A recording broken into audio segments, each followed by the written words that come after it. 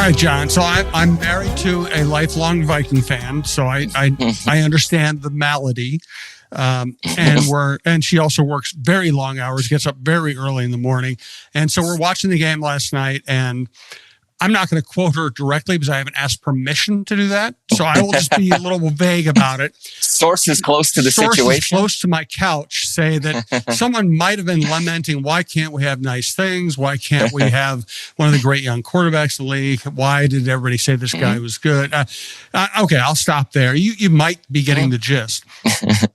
And again, she gets up incredibly early. She works long, hard hours at a very important job, not unlike ours. And she falls asleep. Touchdown, touchdown, touchdown. It was such a classic window into the Viking fan soul. Wakes up this morning. What the hell happened? Well, what happened was, here's the funny thing about last night's game. Hey, this is the Viking Update Show. Thanks for listening. He's John Krawczynski from The Athletic. I'm Jim Souhan from the Star Tribune and TalkNorth.com. The Viking Update Show is presented to you by OnX Hunt. We'll tell you more about them later. And we're coming to you from the Aquarius Home Services studio. Scott for Aquarius, your authorized independent Connecticut dealer. What if your water was so amazing you literally bragged to strangers? With Connecticut, enjoy softer skin and hair, dishes and fixtures that shine like the sun, ice that sparkles like diamonds, and worry-free drinking water. All of this, plus 36 months, 0% financing. Schedule your free water analysis at AquariusHomeservices.com. Financing based on credit approval. Aquarius, earning the right to be recommended.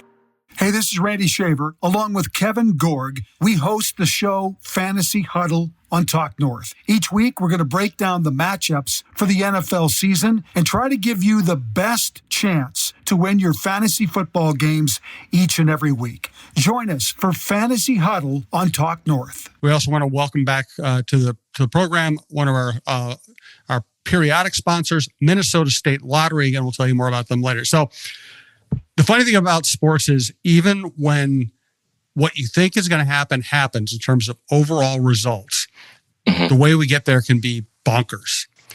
I thought the Vikings were going to win a close game. I thought McCarthy would play well, but not spectacularly. I thought that it would be an ugly game because it always is a Soldier Field. And I thought Caleb Williams would end up costing the Bears the game in some way. All that happened, but it just happened in this weird sequential way where I did not think McCarthy was going to look terrible early and incredible late. I thought it'd be more of a up and down performance. I didn't think Caleb Williams would light the world on fire to start and then collapse, but that's where we ended up. And it was fascinating. And it might be a great thing for this franchise and the development of the quarterback that he got punched in the face right away and had to prove he can handle that. So before we get into it, Jim, at any point in the fourth quarter, did you think about nudging your wife and being like, hey, you might want to catch some of this? Or do you know not to, like, when the dragon is sleeping, you let the dragon sleep? I don't believe in jinxes. I don't believe in any of that stuff. I am a realist, but I anticipated me waking her up as the ball was in flight. And as soon as she was awake, another bear intercepting another pass and returning for another touchdown. And even though I understand jinxes don't exist, I didn't want to be blamed for that kind of a jinx, so I did not. Fair. It's probably the smart move. Absolutely.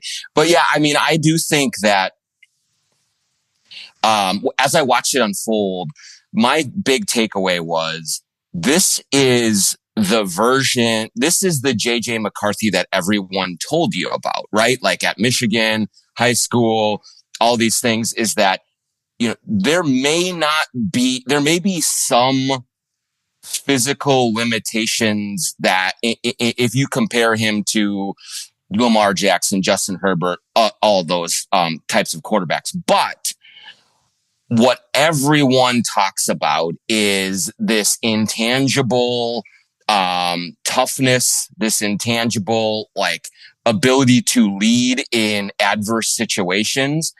And we got the JJ McCarthy Cliff Notes version in one quarter. I mean, to go rock bottom with that pick six and they hadn't done anything to that point. You're thinking, my goodness, this looks completely, he looks just completely overwhelmed. And then to shift into that fourth quarter where he's indomitable and he's the best player on the field, and he just keeps coming at them and making big plays and big moments. I mean, I don't know if you could ask for a better introduction into who this kid is supposed to be than that right there. There are times it's not going to be pretty. Then there's going to be times it looks great. And all through it, he's never going to lose the faith that he's going to figure out a way. It was a remarkable yo-yo that he was on in his very first game, and an unbelievable finish to it. Also, last night's game, we're talking here on Tuesday morning, of course, was a reminder of how complementary football is. When they couldn't run the ball early, and J.J. McCarthy's facing 2nd and 10, 3rd and 12, 3rd and 8, he looked terrible. Mm-hmm. When they started running the ball, and all of a sudden they're 2nd and 2, and all of a sudden they're getting first down, so you can open up the playbook, so he can settle in, so he can see the defenses multiple times, he starts playing better. And when all that culminates with a power running game and receivers running open and the defense a little bit on its heels, and McCarthy having seen the defense for a while now, having had multiple plays, all of a sudden he plays better and better and better. I also thought it was really interesting that I thought his receivers let him down for the first 3 quarters. Yeah. Jefferson had a flat drop. Jefferson ran short of the sticks on a completion. Jefferson missed a catch that you can't call it a drop, but it's a catch he always makes. The down breaking to the right, where it was a good throw, not a perfect throw, but a good enough throw. JJ always makes a catch, and he missed it. And then Thielen had a drop too.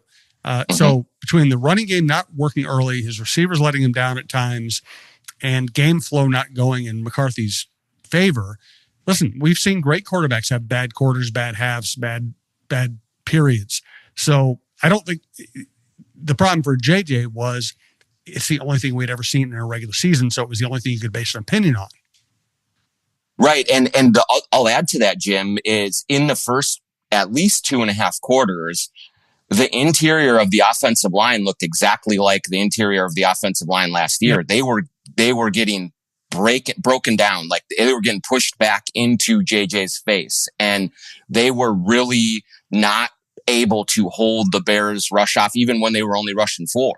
And so as the game went on, you started to see them settle in. But then also, I just think that a huge part of it was they really did go to Jordan Mason and say, hey, we're in a bar fight. We need you to throw some punches. And the way that he came in and really kind of brought physicality and toughness to the whole operation, I think really changed the game. I really do think that the impact that he made and getting in there and saying, I'm running right up your back and right down your throat. And I just think that helped get the Vikings off of their heels.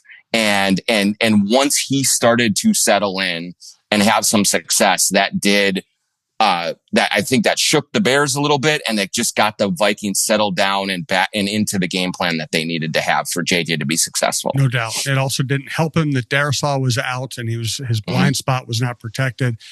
So to deal with all that and come back and play great, and I'm not going to recite them all, but the milestones that came out of last night's game. Right? First Viking in a debut to throw multiple touchdown passes. First player since Cam Newton to have 2 touchdowns passing, 1 rushing in an NFL debut. First quarterback since whenever, Steve Young or something, to have 2 touchdown passes and 1 touchdown rushing in a fourth quarter of a comeback win. I mean, there are all these remarkable. I mean, this doesn't happen. This wasn't just okay, rookie figuring it out and everything was. This was not just like an explain it away type thing. He played better in the fourth quarter with his team trailing than 98% of the quarterbacks before him have done in similar circumstances. 100%. And I do think it's still, Jim, it was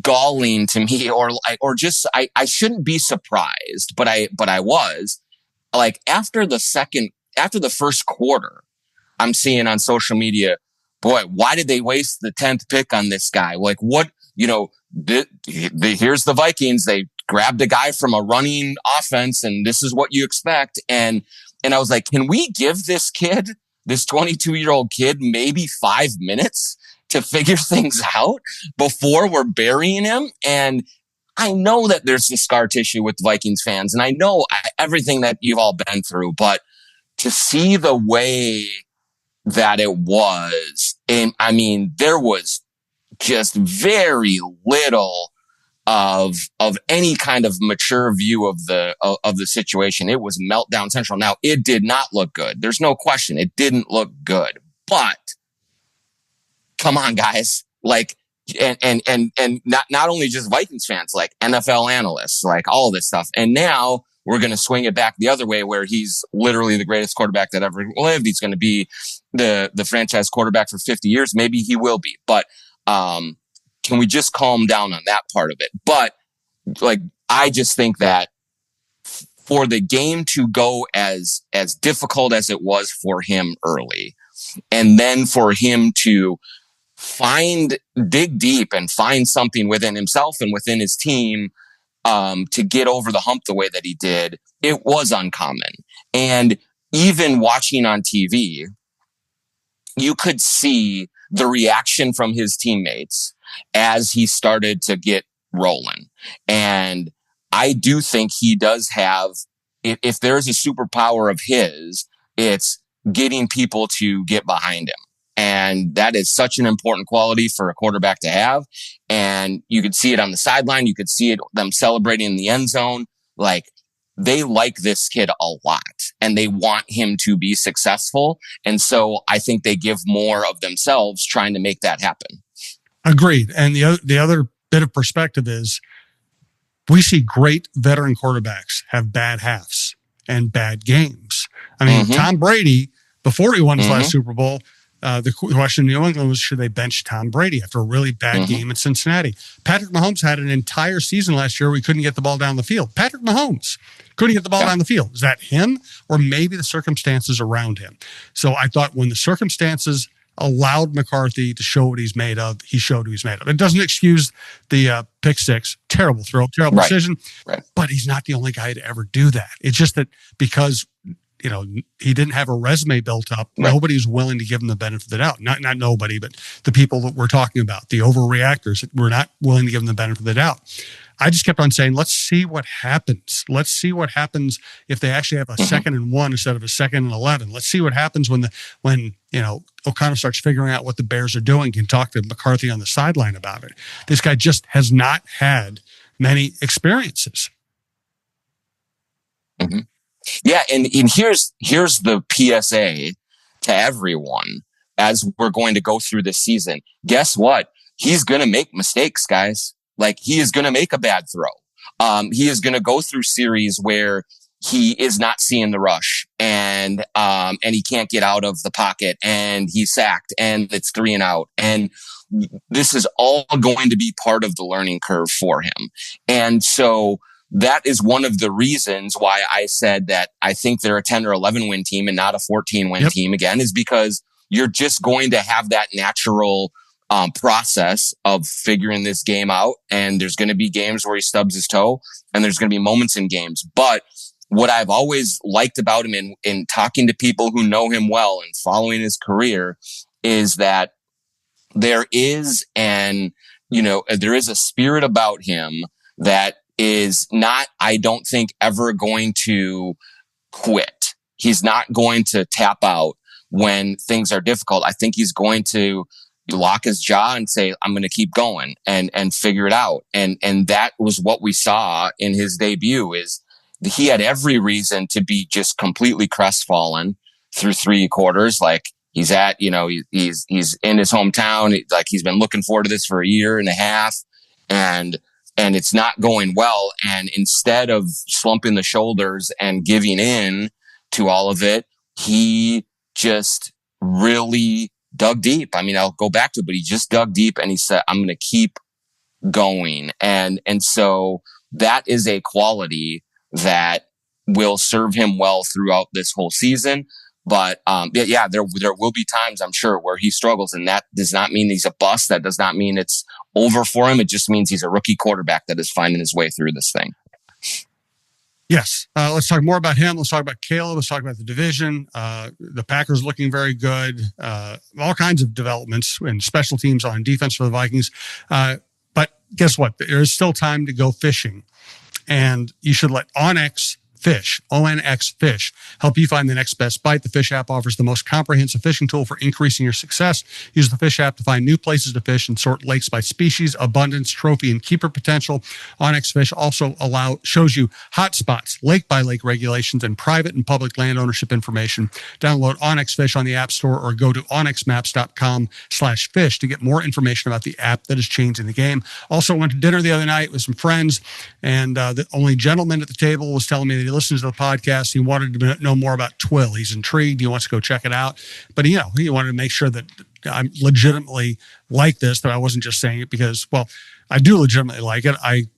This is the Johnny O hat I bought there. This is one of the Johnny O shirts I bought there. And so he said, why should I go there someplace instead of someplace else? I said, because it's a small staff. Everything's very personal. They'll remember your name. They'll want to talk sports with you. You can go in there, and so many of the times I'm shopping. I'm not a window shopper. If I want something, I'll get it. I want to be in and out 5 minutes. If I'm in a hurry, I go in, I say, hey, can I get this and this? They can size me with their eyes. Tell me, okay, go over here. They save me time. I can be in and out with everything I need in 5 minutes if I want, or I can hang out, sit in a comfy chair, talk sports, browse some stuff, have Scott come by and talk sports. It's just a great shopping experience. Everything I've bought, I've kept. Pretty much everything I bought from other stores I've gotten rid of in favor of my Twill clothes. So yes, I do recommend it. TwillMN.com. Sign up for their email alerts if you care to be alerted when they're going to have a sale.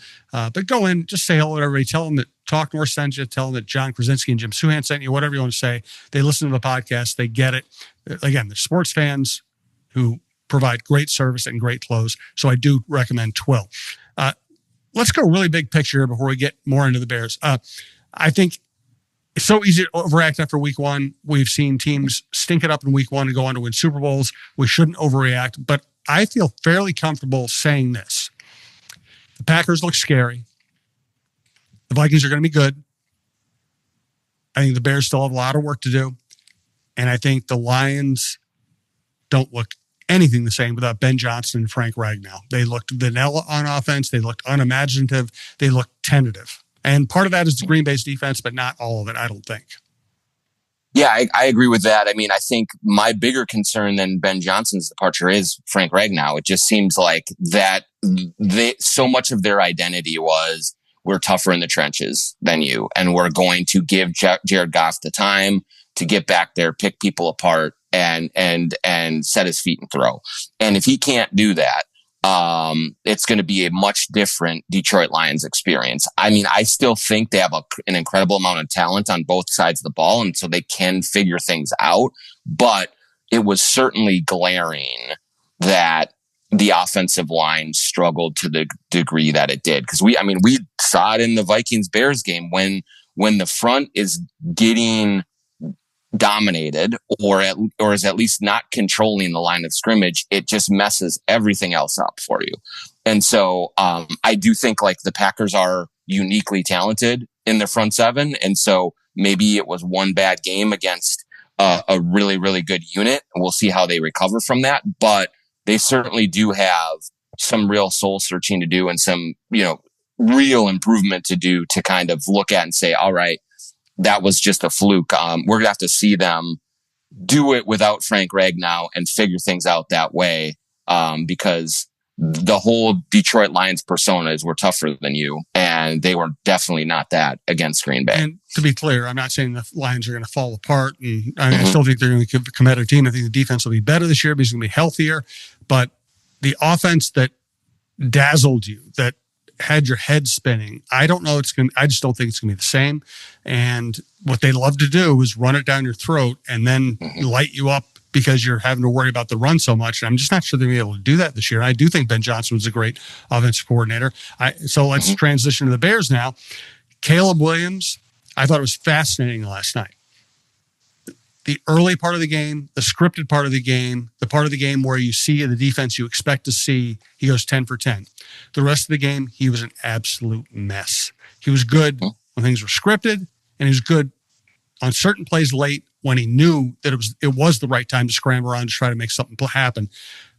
He missed open receivers. He didn't throw to open receivers.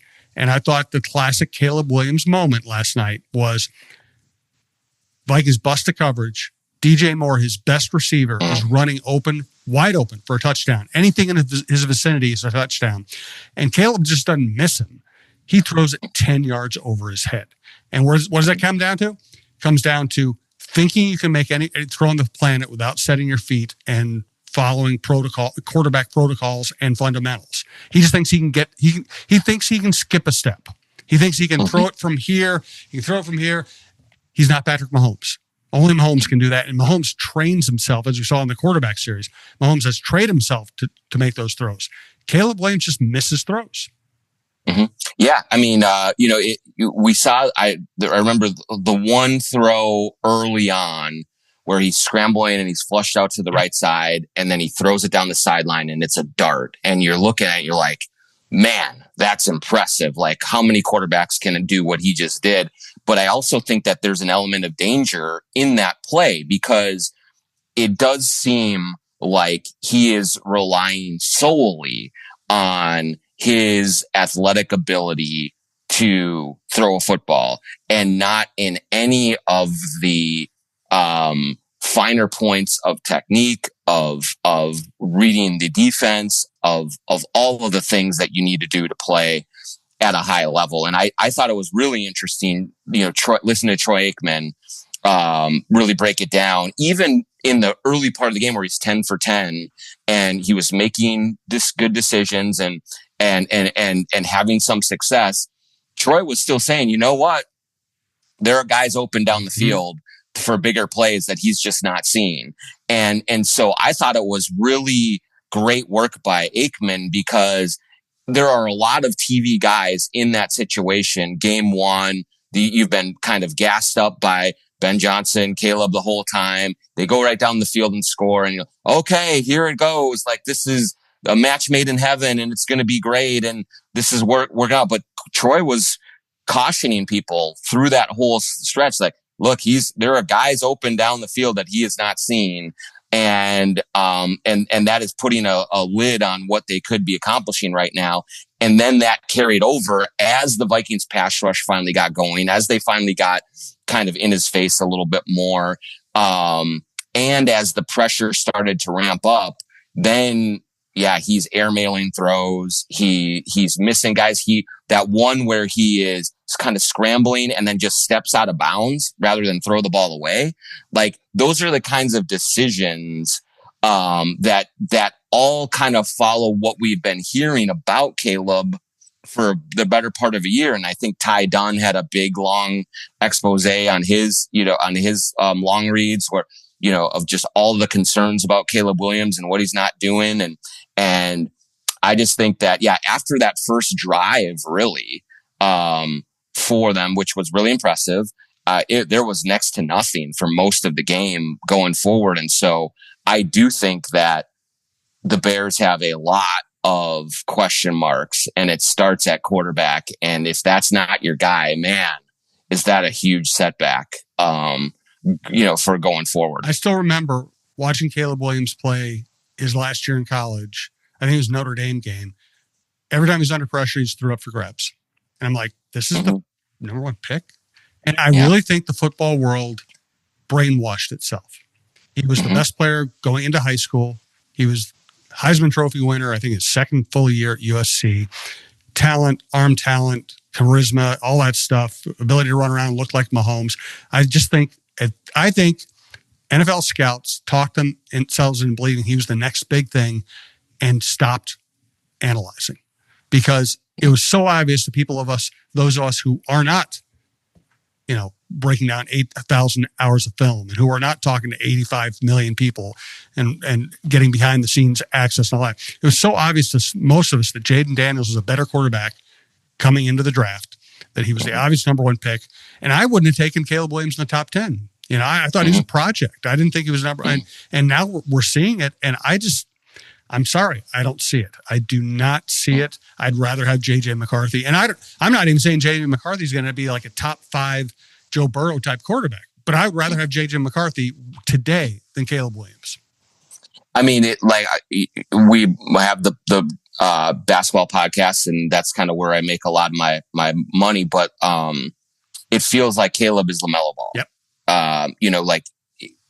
He can put a highlight reel together where you look at it and you're like, holy cow, like this guy is physically incredible. And with some of the throws that he can make, but can you win games? Like, can you lead a team? Do you do the work that needs to be done to inspire people to get behind you? And some of that stuff, it sounds wishy-washy, but it is incredibly important with quarterbacks to be able to do that. And you just watch the way that he goes about his business. You listen to what people say about him, and we just haven't seen it. Could he mature into it? Yeah, he could. Could Ben Johnson figure things out with him? I think he could.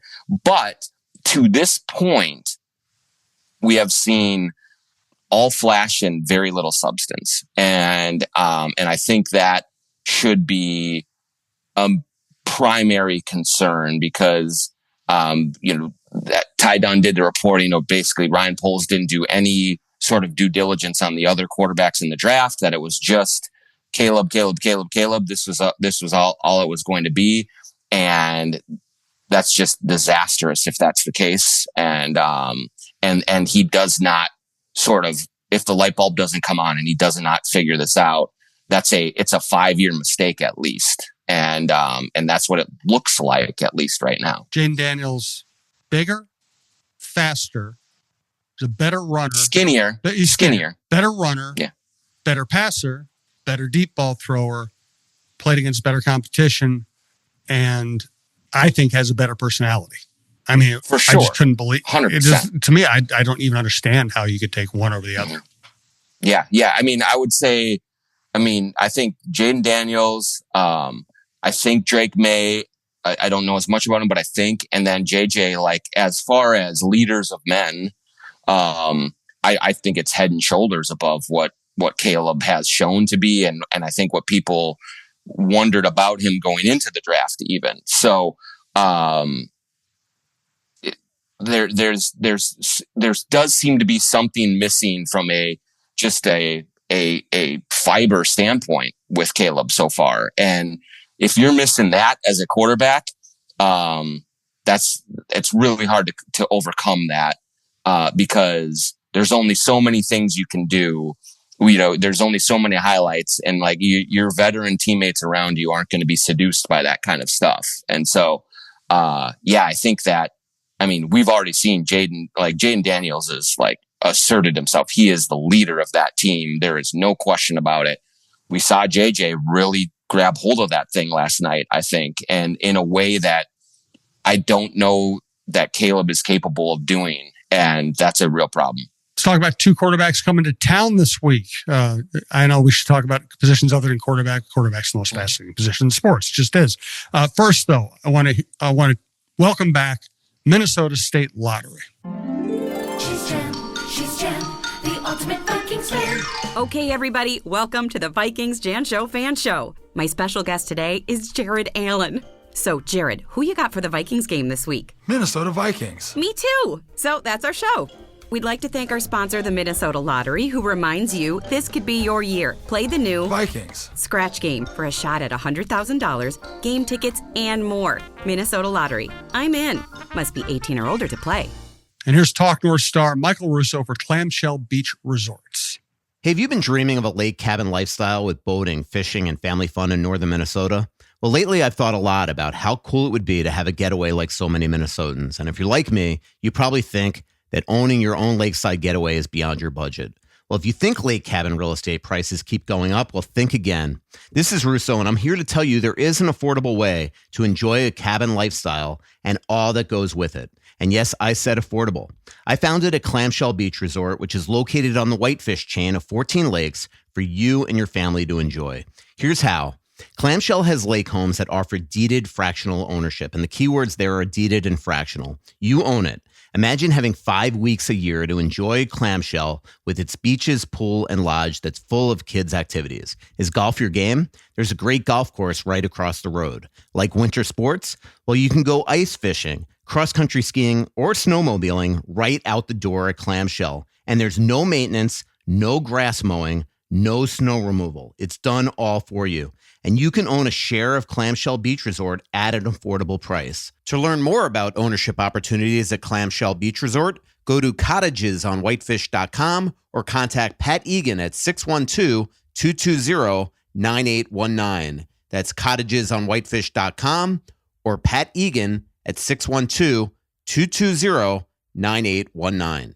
So Sunday night, Michael Penix, who I really liked coming out of college, Kirk Cousins, who had a great year here a few years ago.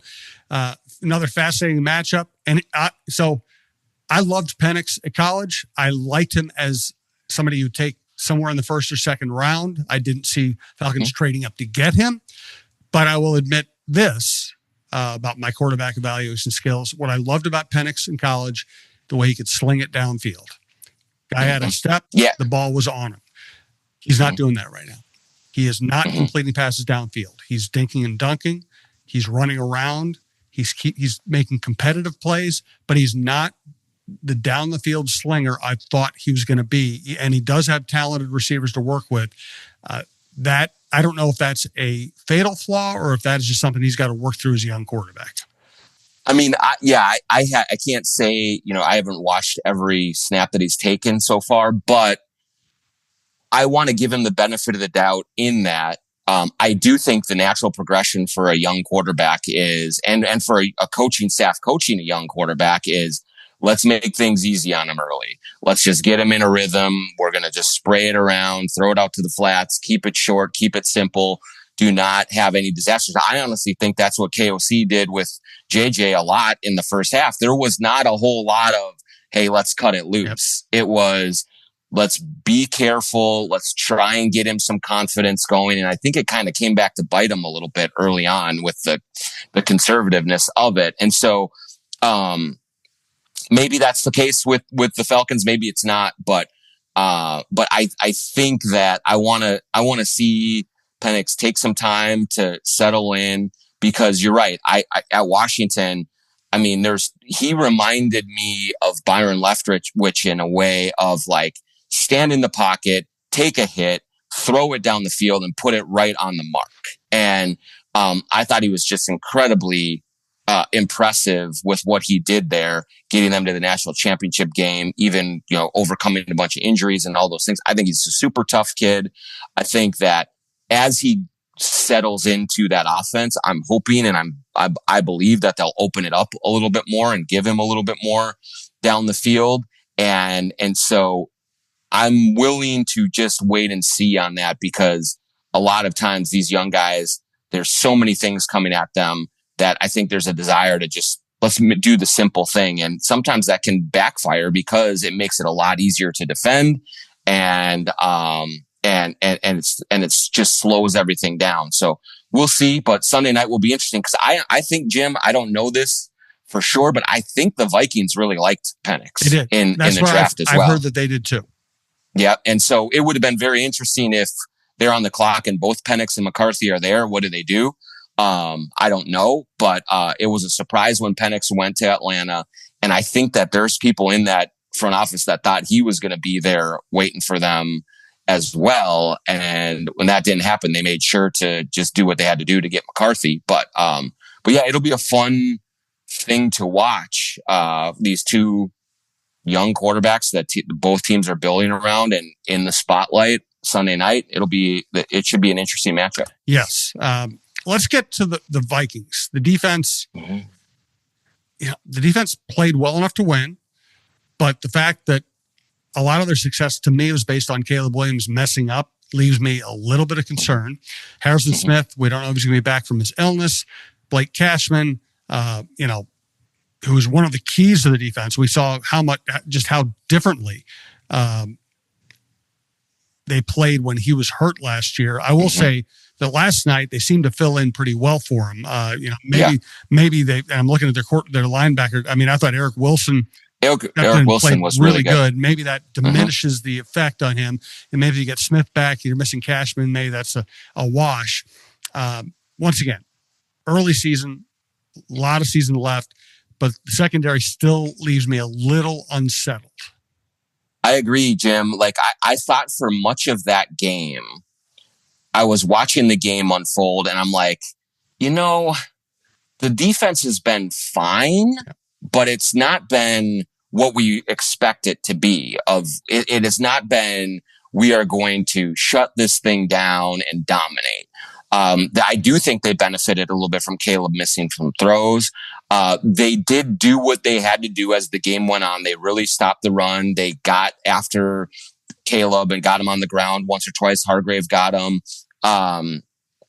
After missing probably 3 or 4 chances to sack him in the first quarter and a half, they finally kind of got through. But it was a solid performance, even though for the most of the game they'd given up 10 points, right. and it was like, okay, like you're on the road, you give up 10 points through 3 quarters, you feel great about it. But I do think that they have another level to get to, and I do wonder about the defensive backfield, and can they really do what needs to be done to give the pass rush time to get home and all of those things.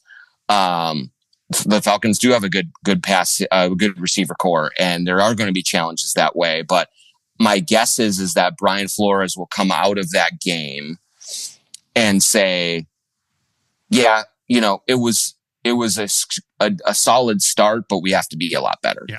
I was impressed by Miles Price as a return man. I thought he did really well. I think he really gives them a completely different dimension. Really impressed that he could come on and impress them that much in camp and have a really good first game, especially on that footing, which is not great. Also, Van Ginkel, once again, flash is just somebody who's just reads offenses so well. Can just jump passing routes, knock down balls. Almost had that pick six. Almost again. had another pick six. Man, what a find he was. Oh, he's tremendous. Just like always in the right place at the right time. It seems like, and great timing and great instincts. But you're right. Like I came away from that game incredibly. The JJ thing goes without saying, but the 2 guys that I just loved were Jordan Mason and Miles Price. Like in terms of like looking at things that are repeatable and that you can really hang your hat on. It's been a while since the Vikings have had a return man that could be a little dangerous like that. And I mean, we've wondered if Wangwu was going to be that guy. We've wondered if Chandler was going to be that guy. But a punt return guy, like what Marcus Sherrills, is that the last guy that the Vikings have had that was like a threat? Yeah. So, he showed just great wiggle, and really he looked very comfortable back there. He was not tentative at all. And so where that once was a real question mark, I have no worries going forward as long as he can keep doing that. I mean, I thought his performance was unexpectedly excellent, and that's, it was needed. Like he really did jumpstart them a few times. I remember back in the day, you could actually sit around and argue with NFL coaches. And I remember having a conversation with Bernsey about Leo Lewis. And fair catch, Leo. Yeah, I was like, Jerry, everybody loves Leo. I still love Leo. Played his golf tournament this year. And he was incredibly reliable and professional. And I'm like, Jerry, don't you want somebody who's actually going to break one once in a while? He says, I don't want a punt returner. I want a punt catcher. I just want him to catch the punt. Catch the punt. That is a perfect Bernsey impression. Oh, that's fantastic. Oh, man. Well, I think that's the best I can do. So we're going to leave it there. Yeah. We'll be talking to you next week following the Falcons game. It's going to be a fascinating season. And I could not have started off any more fascinating than it did on Monday night. Any other final thoughts you want? And by the way, you should also check out talknorth.com for all of our other shows. Listen to the John Krawczynski show, who does a great job. That's one of the most popular shows on the network. We have 3 Viking shows. We have Russo on hockey, Randy Shaver on high school football, Randy Shaver and Kevin Gorg on fantasy football, Don Mitchell's interview show, Mark Rosen Sports Monday, outdoor content. Check it out. We do appreciate it. Give us a final thought, John. Yeah, I just think that, in terms of the way that a game could play out, I don't think that there's any better scenario for the Vikings and for JJ McCarthy than what happened. Because let's just say that he comes out last night and just lights the world on fire, throws 350 yards, 4 TDs, and just is lights out. Of course, you'd take it and it'd be impressive and it would be nice going forward. But I think the fact that it was so ugly early, the fact that he stayed with it and then finished so spectacularly, I think that's actually going to be more effective in terms of this whole process of winning this team over, of taking that job and running with it. And so the circumstances of really looking ineffective early on and then coming out of nowhere and pulling the rabbit out of the hat the way that he did is going to just be great for him going forward in terms of like really proving himself to everyone. And so it was the ideal setup. Thank you, John. Thanks to everyone who listens. Thanks to our sponsors. We really do appreciate it. And we will talk to you next week.